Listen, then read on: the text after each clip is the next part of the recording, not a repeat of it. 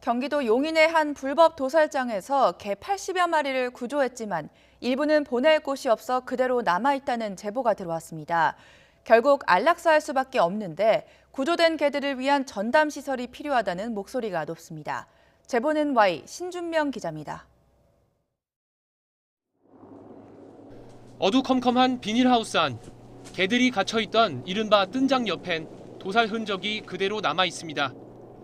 한눈에 봐도 위생이 엉망인 이 불법 사육장에서 지난달 12일 개 84마리가 구조됐습니다. 식용으로 팔려던 업주는 동물보호법과 가축분뇨법 위반 혐의로 경찰에 고발됐습니다. 하지만 20일이 지난 지금도 도사견 20여 마리는 이곳을 벗어나지 못했습니다. 구조된 개들은 도살 현장에서 불과 20m 떨어진 이곳에 여전히 이렇게 갇혀 있습니다.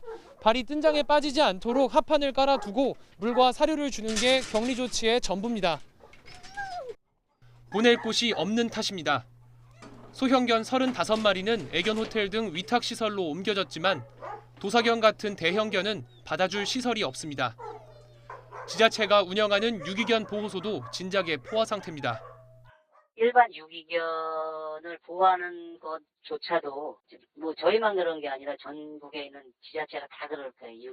유기견 보호시설이 다 포화 상태예요. 지난해 7월 인천 계양산의 불법 개농장에서 구조된 개들도 마찬가지로 처지가 딱합니다. 한 동물보호단체가 280여 마리 가운데 갈 곳을 찾지 못한 160여 마리를 보호하려고 임시시설을 만들었는데 시설 철거 명령이 떨어진 겁니다. 개발 제한 구역에 개 사육장과 비닐하우스 등을 설치했다는 게 이유입니다. 대체 부지라던가 견사라던가 그런 게 너무나 필요한데 인천시하고 계양구에 아무리 요청을 해도 만나주지도 않고 아무 도움도 주지 않고 오히려 과태료 부과하고 형사고발만 하고 있습니다.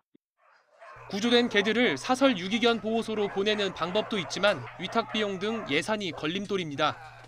또 국내 입양이 어려운 대형견들이 대부분이라 유기견 보호시설에서도 위탁을 꺼립니다. 도살장 개들이 치료와 교육을 받고 해외 입양처를 찾기까지 걸리는 시간은 대략 6개월. 이 기간 머물 곳을 찾지 못한 개들에게 남은 건 안락사뿐입니다. 농장견들이 들어오려면 결과적으로는 50마리는 죽여야 되는 상황이고 또 이 농장견들이 50마리 들어오면 걔네들도 사실은 언제까지 보호될 수 없는 상황인 거잖아요.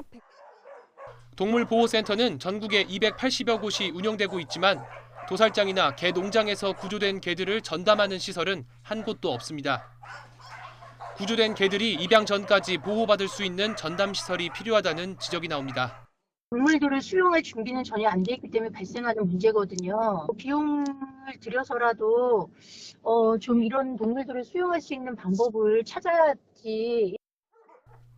이와 함께 심한 학대를 당하거나 도살되는 개들이 없도록 불법 사육장에 대한 단속과 처벌을 더 강화해야 한다는 목소리도 커지고 있습니다. YTN 신준명입니다.